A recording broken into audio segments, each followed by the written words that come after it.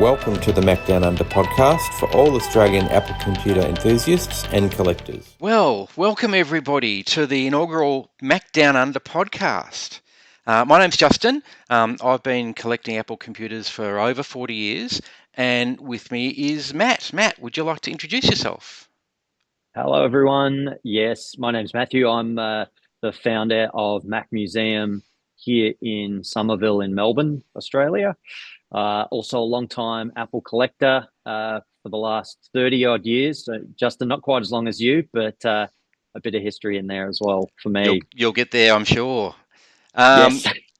So Matt and I were sort of chatting down at the museum, and we're talking about eBay finds and marketplace finds and other finds. And I thought it'd be a really good idea to capture some of that. I know other podcasts do similar things overseas, but not in Australia. So this was really about Apple collecting in Australia. So hopefully you're going to enjoy this. I think Matt and I will, at least. And we'll see how we go. Obviously, put your comments down below, and we'll take those on board for future episodes. So I guess one of the things is, what's an Apple collectible? Now, I thought I was just going to collect Apple hardware. And you can see in the background, I've got some stuff. But it's largely the computers and the peripherals. I wasn't really going to get into boxed stuff, although it turns out I've got some. And I wasn't going to buy software, but it turns out I've got a lot. And I wasn't going to buy manuals, but it turns out they come with the machines when you buy them secondhand sometimes. So I've actually collected a lot. But my focus was really on the hardware. What about you, Matt? What do you collect?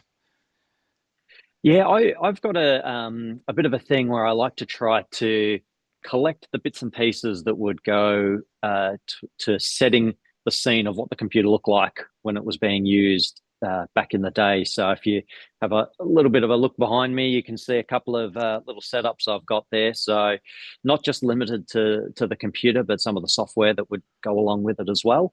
And I really love that when I've been down to the museum, that each of the workstations are complete. There's the computer, there's some manual software, and even a flower or a vase or something just to complete the workstation look. I think it's great. Thanks, Justin. Yeah, look, that's the endeavor, so that someone can sit down and say, hey, if I was using a computer back in 1998, this is what it would have been like. There's the software I would have had. Here's how it would have been to sit down at my desk and actually use the thing. And I can see in the background posters as well. Posters, yes. If you can come across any of this stuff, again, just sort of sets the scene. I suppose, one day it'd be great to be able to have what it would be like to walk through an Apple store back in the day, or an Apple reseller before the stores were around. Having that sort of setup would be fantastic. I've got to say, when I first walked into the museum, I don't know that I've ever said this to you, that's the absolute impression I got. So, I think mission accomplished from that point of view. Well done. So good. So where do we draw the line in collecting? So people talk about eras, and I think you and I have spoken about maybe drawing the line at the Intel era, although that's 20 years this year, apparently. What do you think? Yeah, look, for me, I think there is certainly a milestone there with the switch from PowerPC to Intel, which personally, for my collection, I just, probably in the interest of my sanity and just physical space to be able to collect up bits and pieces, that's where I've drawn the line. But yeah, like you said, Justin, 20 years, far out. That it doesn't seem that long ago, but I'm sure people are saying the same thing about some of the stuff that we've got on display here as well. Yeah, so I think for the purposes of our conversations, at least in the next little while, we might draw the line at pre-Intel. Rules are made to be broken, though, and I'm sure we'll talk about other stuff. So let's find out a little bit about you, Matt. So what was the first Apple product you ever used or owned? Yeah, look, the first Apple product I ever used was my dad's SE30, which would have been 1990, I think it was, which he had for creative purposes. Dad was a copywriter and did desktop publishing, so I got my hands on that and played some great games: Shuffle Puck Cafe, Stunt Copter, Cairo Shootout. They're the earliest memories I've got about using an Apple computer, and you can understand why I've got one of those on display here at the museum and like to have a play with it when I get the chance to. So, what about you, Justin? First Apple computer? Yeah, so when I was still at school in 1980, my parents gave me the option: do I want a video camera, or do I want a computer? And Dad was a systems engineer, systems analyst in computers, so sort of tended to lean that way a little bit more anyway. And he and I would go around all the computer stores back in that era, and Dad would always ask, "Is it going to run CPM and is it going to run Unix?" And the store people would always look at us dumbfounded. Not that I knew what he was talking about either. But of course, 50 years or 40 years later, CPM's turned into Windows via DOS, and Unix is the underpinnings of OS 10 and the Mac operating, and in fact, all of the Apple operating systems. So my first computer was an Apple II Euro Plus in 1980. I still got it, in fact. And hopefully I can recap it and get it up and running again. I daren't turn it on for fear the magic smoke comes out. So, with your collection, where do you get the stuff? What's your source of collectibles? Yeah, look, for me, it's I've found more recently it's been trying to just let people know what I'm doing down here at the museum, and they often reach out to me and say, I've got some stuff that I've had hidden away for a little while, and happy to see it go to a good home, which is just fantastic, and I'm so grateful for everyone that offers something up like that. I've also had a couple of connections, in places like e-waste or e-recycling places who will snag stuff and put it aside. So usually, that requires handing over a bit of money for the business side of things for them. But often it's at a sort of very reasonable sort of cost as well. And I know you've got a video about that particular collection you're talking about, so we might put a link down in the description so that people can have a look at what the Yes. e-cyclers gave you and you paid for very recently. Yeah, no, thanks. That was probably one of the largest sort of hauls that I've had recently. Yeah, so I think importantly, it's probably mostly just local stuff for me here in Australia that and also in Melbourne and Victoria that I try to source my stuff from. So, but Justin, I think you've got a bit of a different story for where you managed to hunt down some of your things from what we've talked about previously. Yeah, well, certainly when I started, things like social media weren't around. They're probably being thought about somewhere. So the old Usenet, which was like a subscription scheme via email, I was on a whole lot of lists. In fact, some of them still around. And so that's how I would source a lot of stuff. And back in the day, the trading post, papers, was a common source. These days, though, completely different. eBay, Marketplace. And what you're alluding to is, yes, I've been scouring the world for bits and pieces, and we might talk about that in a minute. But I've been importing a fair bit over the last little while and buying from others that have done the same. Your collecting can take you far and wide in this world, I think. Um, so, Absolutely. so in terms of your collection, what are you on the lookout for at the moment? Ah, I would have to say, if I had to pick one thing right now, it would be a graphite version of the 15-inch studio display, the very early one that Apple released. We Apple released it in a sort of a grapey kind of blueberry color to begin with. They updated it then to the blueberry to match the G3, and finished it off with a graphite to match the G4 when that came out. That is probably the one item at the moment that if it popped up, I would put my hand in my pocket and hand over probably too much money for, just so I could get it. Because I have the other two, and arguably the first one is the hardest to get. The blueberry is probably the easiest of those three to get. So I'm on the look for a graphite one. So do you happen to have one, Justin? I might have one, yes. Yeah. But only one at the moment. I will share otherwise.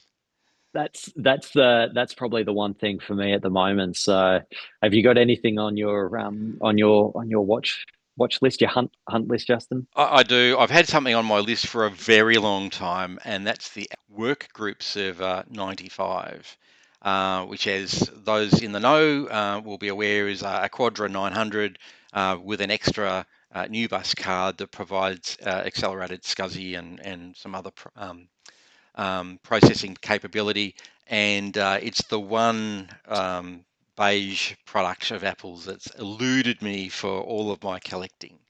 A Wow. couple of near misses, but yeah, still on the outlook. And of course, now they're extremely rare and quite expensive, I suspect, when they come up. And as some people will know that are watching, and Matt certainly knows, I've sort of got $100 Australian ceiling for most of my collecting. I do break it, so rules are made to be broken.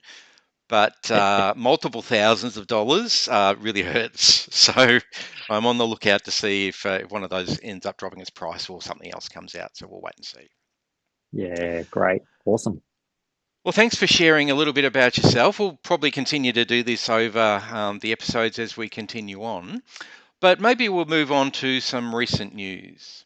And starting with, unfortunately, Vale to Bill Atkinson. That photo is from the Wikipedia page. The credits are at the bottom there. And it's worth going and have a read. He was a wonderful person. He was employee number 51 at Apple, recruited by Jeff Raskin, also of Apple. But I guess as an Apple collector, he was the principal designer of the GUI for the Apple Lisa and subsequently the influence on the Mac operating system as well. And really interesting to read that he was responsible basically for the menu bar at the top of the screen. So a lot of people think that Apple just borrowed the whole Xerox PARC system and that's what Lisa and Mac became. But the PARC system wasn't nearly as mature as the Lisa system and today's Mac operating system. So we do owe Bill an awful lot for how the GUI looks and feels. Just amazing, and also responsible for some applications. Did you want to talk to those at all, Matt? I know, like Mac Paint is one which I grew up on, which I was that's where my connection with the marching ants was in the lasso to be able to use those. But Quick Draw and HyperCard as well. Two other really notable ones. So there was HyperCard, I guess, just as a sort of a foundation for people to build their own apps on back in the day as well. It was just a fantastic platform for other people to be able to be creative with as well. So. And by all accounts, yeah. I didn't meet Bill, of course, being over here, but by all accounts, he was a lovely person as well. So, Valet Bill. We'd better move on. So this week, the Apple Worldwide Developers Conference is on. And the keynote, in fact, was just the other day, and I managed to tune in. Did you manage to watch it all, Matt? I didn't know. I've been playing catch up in the last 24 hours, 36 hours, just to try and take in all these bits and pieces that were announced. Well, let me talk through some highlights.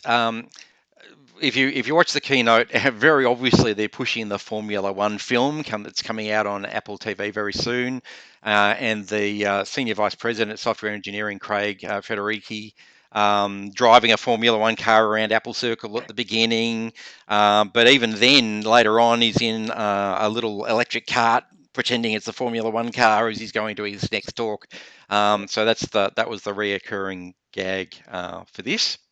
But the big thing, I guess, a couple of big things. Liquid glass is the new theme for pretty much every operating system that Apple's got out now.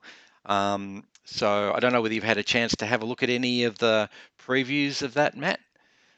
I think what stood out is more of the criticism about how it's such a it's something which is a bit of a departure from what we've had more recently, but it also is got some sort of connection back to some even competing operating systems in the past that had implemented something kind of similar. But personally, I think it looks great. I know we're all a little bit upset when Aqua came out with Mac OS 10, and it was a departure from the platinum theme that we'd had and Mac OS 9 and before. But yeah, I think it looks pretty cool. I guess the other big thing was the operating system naming convention. So now everything is going to be Mac OS, tvOS, iOS 26 for next year, so named after the year. So all the betas that come out this year will be the 26 betas for next year's operating system. The one exception, Mac OS is still going to have a proper name associated with it. So Tahoe is going to be Mac OS 26. Good idea. What do you reckon, Matt? Yeah, I don't mind it. It was made for interesting dinner table conversation when I told the kids about it. So they said, "What? What do you mean? So what happened to all the ones in between?" So alignment with the year. Look, I don't know. I think it's all right. I've got no problems with it. I think it only becomes a problem if Apple stop doing annual updates, and then we start to know how old something really is. So, but yeah, I'm not sure yeah, that they no, thought I'm that okay. bit through. Yeah. So, what about you, Justin? Does it sit okay with you? Yeah, it does. I think, trying to keep handle on which version of watchOS matches which version of iOS and so forth. I think it's a great idea to have them all synced. And I guess the Yeah. other thing that came out of the plenary session was all of the operating systems are going to look similar. So they've all got liquid glass, Mm. they've all got similar looks and feel. But the iPad and the changes that are coming there, clearly looking more and more like Mac OS. Multiple windowing that can overlay, multitasking. There's now a menu bar.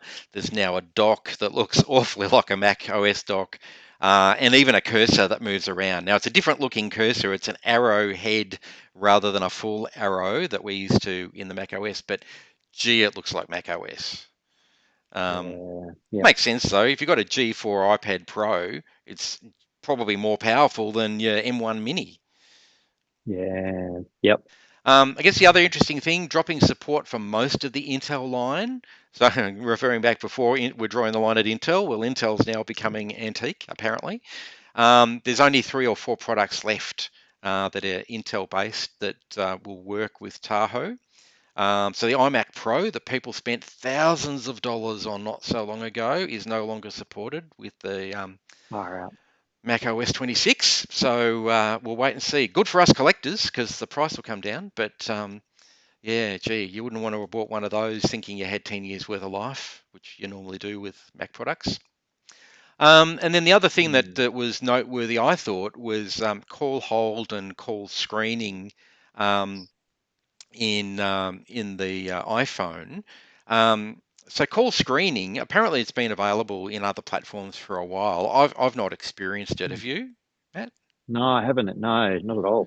So I just wonder whether it's going to change the way people deal with their phones because with call screening, um, you can choose that your phone answers the call silently, asks who's calling and what the nature of the call is, and then gives you a summary to choose whether you answer the call. And it's going to be interesting, isn't it? So if you're already in the contact list, you'll know who this person is calling you. And people can choose whether they answer or not already based on that. Yep. But to then get asked some questions, it's fairly clear that that the person you're calling is screening your call. But we haven't seen it in use yet, so the jury's still out. But I just wonder, is this going to Mm. change the way we interact? It seems like call screening is something that you want to do, but you don't want the other person to know you're doing it. So we've probably got something just to learn about how we interact with that. It is. So that's the quick wrap up of WWDC 25. Now, of course, with our Intel view, in 20 years' time, we'll get to play with some of these features because, Yes. it's not antique yet, but we'll wait and see.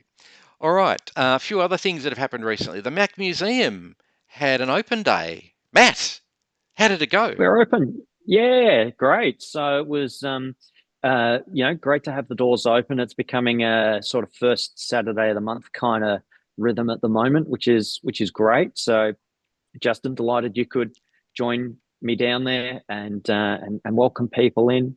We had a couple of a couple of regulars starting to come through at each open, which was fantastic and a really, really good turnout. Just a shout out to Nick at Apples Anonymous as well, who's popped down regularly, and it's always great to have him there as well, to be able to chat with people that are coming through. So, really good day, and the computers that can be used, and sat down and I saw a lot of young folk as well, which was really cool, playing some games. I love seeing that.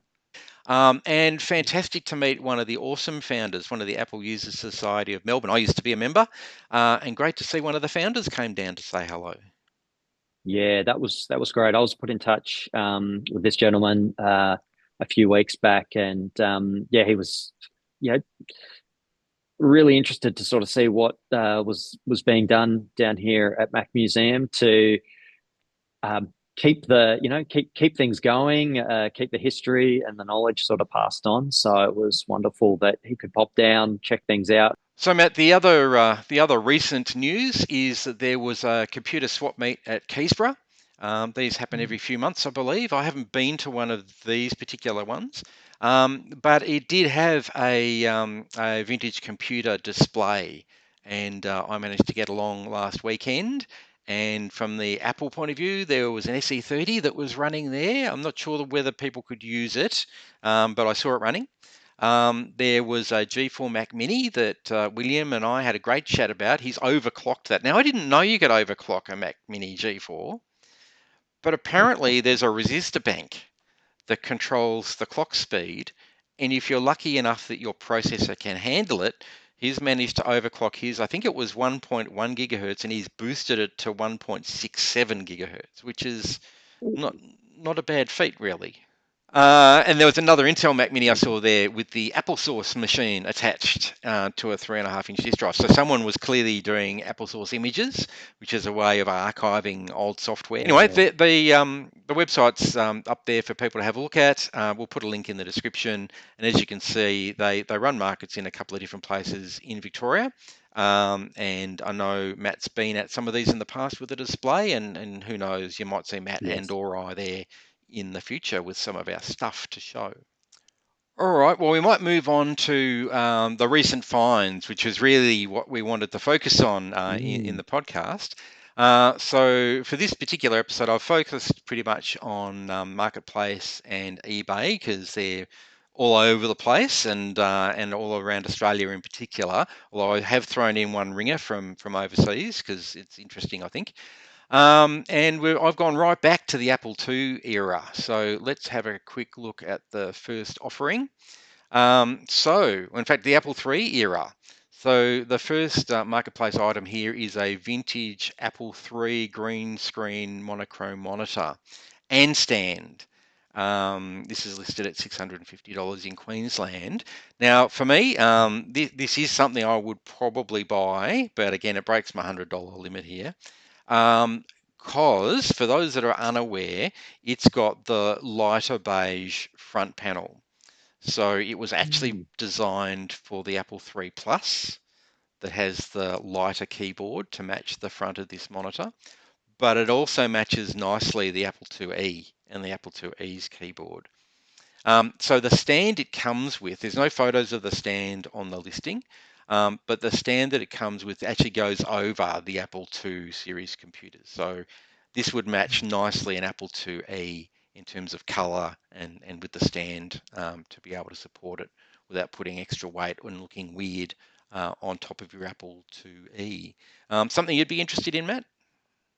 Yeah, particularly the stand. So I appreciate what you're saying about the different color plastics there, which is cool to know. I didn't know that, so that's good to know. But I know the stands are pretty sought after as well. So they are. The stands are around $300 from America. So $650. You can see where the value is in this particular purchase if you've got the money and the interest. And you're in Queensland, you can go and pick it up. Let's move on to the next one. This is an Apple IIe. This is actually on eBay. $749.95. So not the cheapest IIe, but these older Apples are commanding big prices. So this one's clearly working. You can see the screen there, and it's pretty complete because it's got the screen, it's got the 5.5-inch floppy drive as well, listed as working, clearly is, and with a manual. Only trick being there's a little bit of writing on the front of it, which is disappointing. And like a lot of things from this era, has yellowed a bit, or it is a Platinum 2E. You've got a Platinum 2E in your collection, haven't you, Matt? So I've got one. Yeah, look, there's something that 20 years ago, you couldn't. There were so many of them around. It was hard not to have one. But as you said, Justin, they're becoming quite sought after and quite valuable as well. So, yeah, if I was to take a guess, I reckon that, yeah, I reckon that some of that texture mark could come off. So I'd be confident there could be some recovery done there. Probably leave a nice little patch where it's been it's been. But I would say, yeah, this could be a nice unit. and a bit of retro brighting, perhaps. Yes, that too. All right, moving on to the Mac era now. This is a 1984 Apple Macintosh 512K complete original mint condition, including printer, $2,800. So let's have a look at the photos. So we've got the 400K Sony floppy, the Mac 512, the smaller keyboard that came with the 512, and an Image Writer 1 printer, and the bag. I didn't realize it had the bag as well. Yep. So this is complete, 2,800. What do you reckon? Yeah, look, it works, which is good. I think for 2,800, you might want to know if there's any preventative maintenance that's been done on it. But yeah, look, I know my feeling is that's probably what these are sort of looking at. You've got almost a complete set. What's your take on it, Justin? Yeah, my $100 rule absolutely kicks in here because I've got several Mac 512, so I Yeah. probably wouldn't lash out for this. But if you're looking for a complete unit, like it's not just the computer, Yeah. of course, it's the printer, it's the mouse, it's the small keyboard, the bag as well, and it's all working at the moment at least. You may need to do some recapping of the power supply, as you were alluding to. But yeah, for the right person looking for one of these, if you haven't got one, have a look. Okay. All right, the next one. Now this is a ring in because this is actually from Milwaukee in the US, but I couldn't resist including it. So this is an Apple line protocol converter, which you can see there on the screen. $2,500 is the asking price, and some people consider this to be one of the rarest Apple devices that's actually been on, for sale and available, as opposed to a prototype. Do you know Wow. much about it? Nothing. But I'm going to ask straight up, Justin, have you got one? No, I don't. There are other people in Australia that do. Yeah. I'm not one of them, and to be honest, I probably wouldn't spend $2,500 on this. I'm not that wedded to the accessories. But this was part of a product line, so it also required an even rarer cluster controller, which I've not seen for sale. But apparently this vendor has one that might be for sale. Although I know in the chat associated with this particular listing, there were suggestions of offers being made. But this particular device allowed your original Mac series, so probably the 512s and the pluses. I doubt that the 128K would do it, but I'm sure someone will correct me. To connect to an IBM mainframe computer as a terminal. So Wow. it's Okay. pretty esoteric. It only serves one function. So if you happen to have an Yeah. old Mac and an IBM mainframe computer in your house, this is for you. Yeah. Cool, man. I would love to see that all put into function. Maybe someone's done it, and we can be told about it, but it seems really obscure. And if it's been done, I'd love to know about it. Next up, we have a Mac 2. So this is a restored Mac 2, been recapped, fully restored, looks fantastic inside. You can see from the back, great. it's nice and clean. The only issue being a bit of retro brighting, because there's where stickers have been, you can just see the correct color underneath the stickers, what this used to look like. So this Mac 2 is going for $990. And it's, I think, a friend of the museum down in Elwood. It is. Yes, I have to say that the seller of this one does impeccable restoration work. So if you were going to buy a Macintosh 2 and you wanted to know it works, this is the one to get. I could, I know the work that would be done on this would have been impeccable. So that's a nice unit there. So if you're looking for a Mac 2 and happy to do a little bit of cleaning of the case, you won't need to do much else. All right, we'll move on. Move on to the next one. Gee, this one looks familiar. Wow. I've seen this one before. Where have I seen this one? So over to you. Do you want to talk to it? Oh, well, thanks, Justin. Yeah, this is this one, if I just stretch around, I can probably have a look at it. So this one is mine, full disclosure. So thanks for the plug here, Justin. But yeah, this is one that I've got for sale at the moment.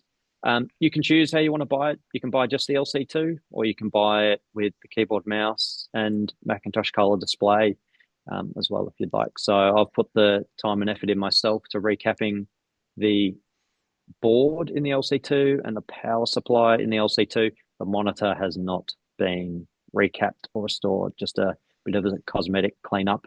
But yeah, if get in touch if this is of interest. Yeah, I'd love to see this I'd love to see it go out as a complete set. That's I'd really love to know it's going onto someone's desk that they can play and it's ready to go. A few games in there as well. So it looks pretty nice in the photos, Matt. You've done a great job with, I'll see if I can put some of the others up without putting too much on the screen. So there's the machine itself. There's another angle with the whole workstation there. So I'm sure all of those things are an option. And of course, the time and effort it takes to recap. And this goes for all of the ads that we're talking about where people have recapped. It's no mean feat. It's a skill I'm still working to acquire. And so to have all of that work done by a known reputable person is really important. So a pretty good price for a known working, known recapped, should have another 10, 20 years life at least, if not longer, as a result of all the work done on it. Right, moving on now to a PowerBook 1400 CS 166 speed with a G3 upgrade card and boxed, and looks really nice. $650 on eBay. So we can zoom in on this one and have a look. It looks the way you'd expect. Couple of accessories there. There's the G3 upgrade. So that's quite unusual for the 1400s. So I guess if you're looking for original, this may not be the one for you. But if you wanted a little hidden powerhouse, then this is quite a nice little machine. Okay, so another box item, a boxed iMac G3 Graphite 600 for $550, reduced from $650. Looks pretty nice. Looks nice and clean, and top marks to whoever took the photo to capture the screen as beautifully as they have there as well. They did. There's the box, just a bit of tape, but otherwise it's got the pictures that the color pictures that used to be on the front of the containers once upon a time. Have a look at the back. Lovely. Back's nice and clean, no scratches or scuffs. It's been well kept. Original power cord. Yes. Very nice. Now the Mac Museum's got every color iMac now, hasn't it? Every color is on display. Yes, that's all right. So I'm thankful for a couple of people lending some machines to me. Again, Nick at Apple's Anonymous was kind enough to bring a couple from his collection so that the collection could be complete. But I think all 18 in a row is a sight to see. I hope you'd agree, Justin. I do. I wish I could get mine out to display like that. I don't have the space. But yes, if you haven't got the graphite one to add to that collection, then this is a really nice example, and boxed as well. That's Another great. boxed item. Now, a boxed Power Mac G4 Cube. Nice machine. Very nice. The cubes were quite sought after. I think there's some photos of the cube here. So there's the cube. I don't think the screen comes with it. They've upgraded the graphics card, which a lot of people have. I have too. But they're including the original. So if you want to put it back in original condition, you can do that. Comes with the Apple That's Pro nice. speakers, and you can see them in the picture there. They're intact. So that black foam circle in the speakers, that perishes about now. So either these have been replaced or they've been very well handled. That they're in. So they're worn. Okay, so looks can be deceiving. But they look intact, but they're worn according to the listing there. They look better than mine do, Justin. Oh, right. Okay.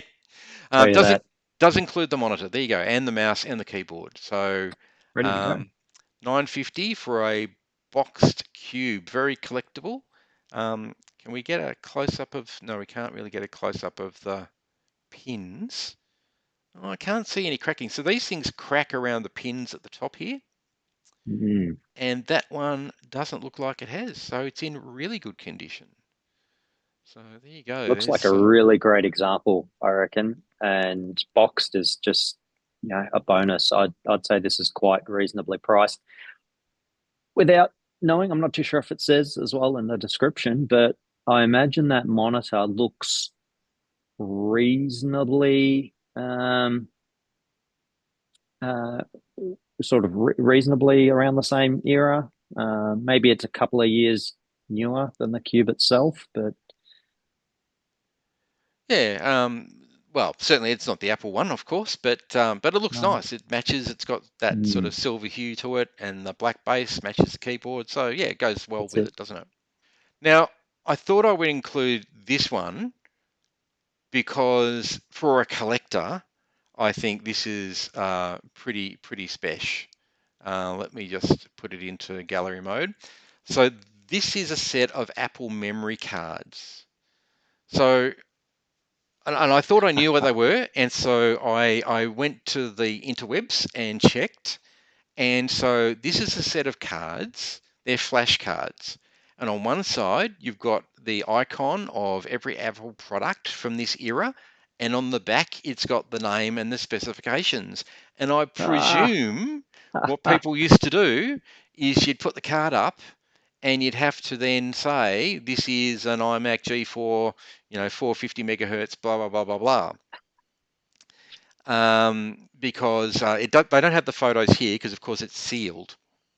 But if you have a look online, they've got iPods and shuffles and iPads and various other Mac devices in this list. So you can see the various colors there on the side of this deck. So they're all the different product lines, I think. That's cool. So I thought this was pretty cool for a collector, and a pretty cheap actually for a real rare collectible. So this is listed as a sealed pack of Apple memory cards, rare exclusive to Apple Park, Cupertino, and new. So clearly sealed in shrink wrap. $69. So very cool. Nice birthday present. Yeah. Put it away for Christmas for the Apple collector in your life.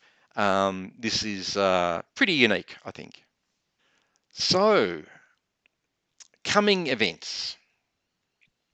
There's a few things coming up in the next couple of months.